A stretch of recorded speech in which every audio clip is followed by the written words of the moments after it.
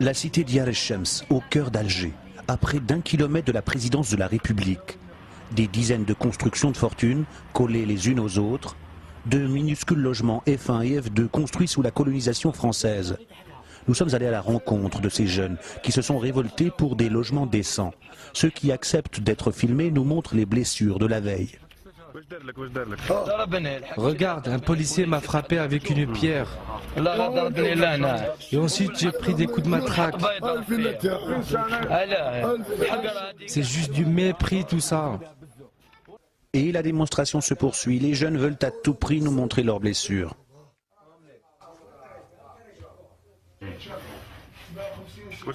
Regarde, la police m'a frappé avec des pierres. J'ai le doigt cassé. Tous sont unanimes. S'ils se sont révoltés, c'est pour en finir avec leurs conditions de vie. Les logements, les autorités les ont donnés à des femmes célibataires. Il n'y a aucune qui ne soit mariée. Elles viennent de l'Ouest. Moi j'ai cassé.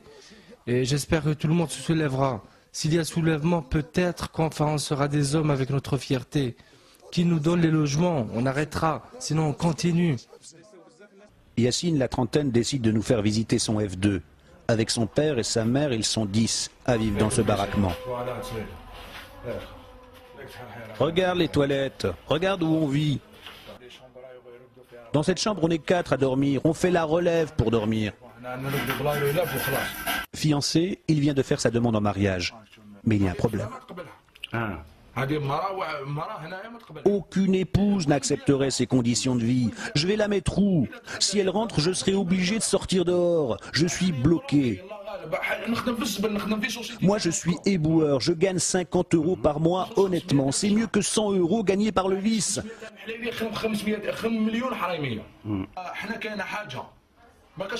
Il y a une chose, rien ne nous arrêtera à part les balles. S'il veut me mettre en prison, qu'il le fasse. Ici, on est des morts vivants.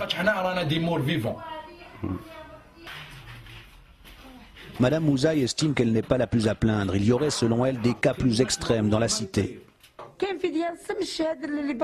Ici à Diyar el-Shems, il y a des personnes qui vivent dans un F1, une pièce et une cuisine. Au début, ils étaient un couple et leurs enfants, puis leurs enfants se sont mariés, ils ont fait eux-mêmes des enfants et ils sont devenus une ribambelle dans le même appartement. Ici, le plus jeune prétendant au mariage à 40 ans, avec le manque de place, il peut toujours pas se marier, le pauvre.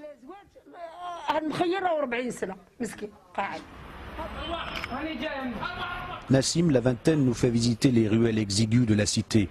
Avec l'humidité, il est devenu asthmatique. Ici, on est 8 à vivre dans un F2. Dis-lui que tu n'avais pas d'asthme avant. La cause de ton asthme, c'est qu'ici, c'est exigu.